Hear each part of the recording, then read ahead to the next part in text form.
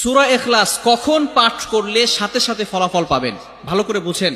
সূরা ইখলাস হচ্ছে পবিত্র কোরআনুল কারীমের ভিতরে ছোট সূরাদের ভিতরে অন্যতম একটি সূরা। তবে ফজিলতের দিক থেকে সূরা ইখলাস হচ্ছে গুরুত্বপূর্ণ ফজিলত, এবং এই সূরাটা এমন একটা সময় আল্লাহ পাক রব্বুল আলামিন নাজিল করে দিয়েছেন যখন আল্লাহ রাসূল সাল্লাল্লাহু আলাইহি ওয়াসাল্লাম দ্বীনের প্রচার করতে লাগলেন।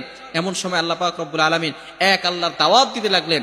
তখন কাফেররা আল্লাহ রাসূল সাল্লাল্লাহু আলাইহি সাল্লামকে কোশ্চেন করলো যে মুহাম্মদ, তুমি তো এক আল্লাহর দাওয়াত দাও, আমরা তো কোটি কোটি দেবতার পূজা করি, তারা আমাদের সমস্যার সমাধান করতে পারে না।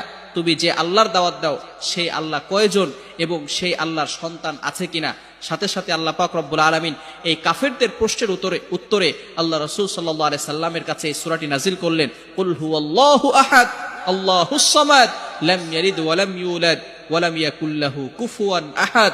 আল্লাহ পাক রব্বুল আলামিন এক, অদ্বিতীয়, এবং আল্লাহ পাক রব্বুল আলামিনের কোনো সন্তান নেই, তিনিও কারো কাছ থেকে জন্মগ্রহণ করেন নাই। আল্লাহ পাক রব্বুল আলামিন তার পরিচয় দিয়েছেন।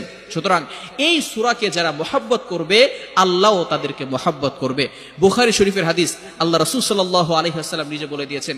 আয়েশা রাদিয়াল্লাহু তাআলা আনহা থেকে বর্ণিত বুখারী শরীফের 7375 নম্বর হাদিসের ভিতরে আসছে, এক সাহাবী শুধু সূরা ইখলাস পড়তে বেশি পছন্দ করতেন এবং নামাজে বারবার এই সূরাটা পড়তেন। তার ব্যাপারে অভিযোগ করা হলো, অবজেকশন জানানো হলো, ইয়া রাসূলুল্লাহ, ইয়া হাবিবাল্লাহ, আমাদেরকে একজন ইমাম নিযুক্ত করে দিয়েছেন, এই ইমাম ম্যাক্সিমাম সময় শুধু সূরা ইখলাস পাঠ করে। আল্লাহ রাসূল সাল্লাল্লাহু আলাইহি সাল্লাম তাকে জিজ্ঞেস করলেন, কেন সূরা ইখলাস পাঠ করো? বলে, আমি এই সূরাটাকে মহব্বত করি। আল্লাহ রাসূল সাল্লাল্লাহু আলাইহি সাল্লাম বলে দিয়েছেন, আল্লাহু ইউহিব্বু, আল্লাহ পাক রব্বুল আলামিনও তোমাকে মহব্বত করে। বলেন সুবহানাল্লাহ। সুতরাং সূরা ইখলাস হচ্ছে গুরুত্বপূর্ণ একটি সূরা।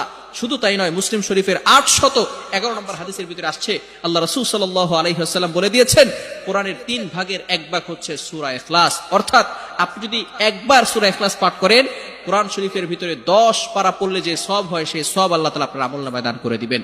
যদি কোনো ব্যক্তি 2 বার পাঠ করে, তাহলে কোরআন শরীফের 20 পারা পড়লে যে সওয়াব হয় সেই সওয়াব তার আমলনামায় দান করে দিবেন। যদি কোনো ব্যক্তি 3 বার সূরা ইখলাস পাঠ করে, আল্লাহ পাক রব্বুল আলামিন তার আমলনামায় 1 খতম কোরআন পড়ার সওয়াব দান করে দিবেন।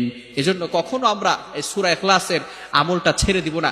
সব সময় চিন্তা করব যাতে করে আমরা আল্লাহ তাআলার নিকটবর্তী হতে পারি, আল্লাহ তাআলার নৈকট্য অর্জন করতে পারি। এটা আমরা সবসময় মাথায় খেয়াল রাখবো।